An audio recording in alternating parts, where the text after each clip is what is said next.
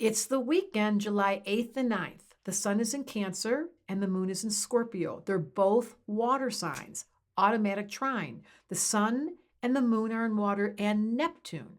When there's a combination of the sun, the moon, and Neptune all in water, it turns into a grand trine eventually. Now, it's not exact degree yet, but here's the flavor of this weekend.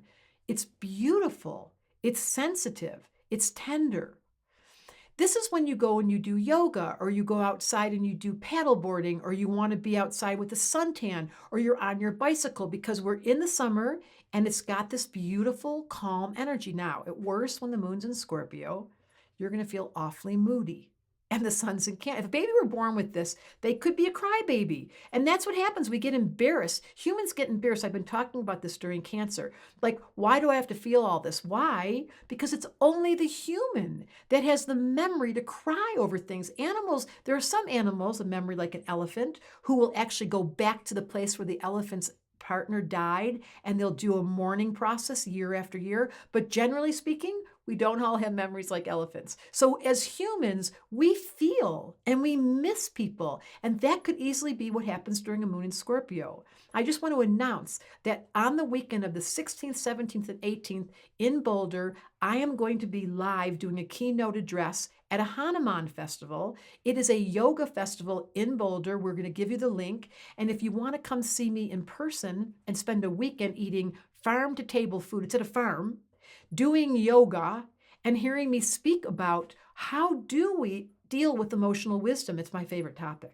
And what is the mastery required to take this much emotion in and not turn in on ourselves? Water is the last element that has been honored. We put it in bottles, we put chemicals in it, it's been discolored, and it's apparently during this climate crisis, it's going to come up, up, up, and it's got this whole pollution problem going on with plastic. So water is the element that you can make a difference by learning how to feel.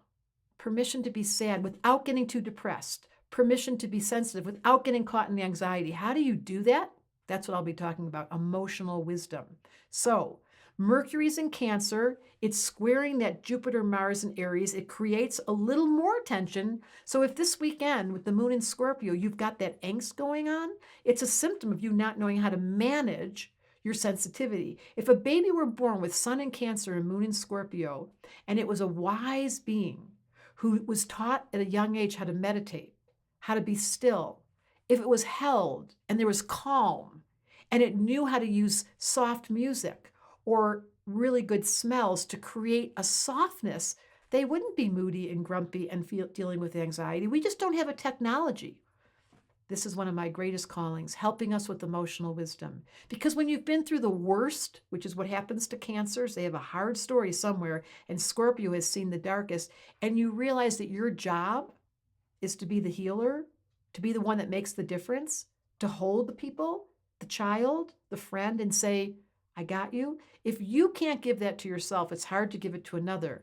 But this is what I'll be teaching at the Hanuman Festival in Boulder in July. So check it out. In the meantime, remember, sensitivity is a gift.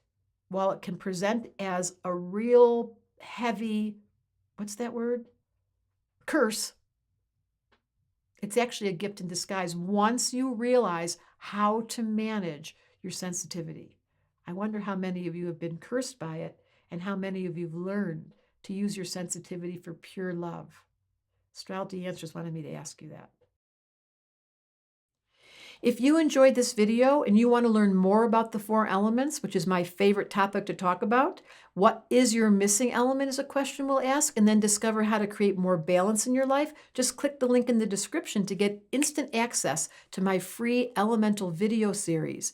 You will find out there's so much wisdom there.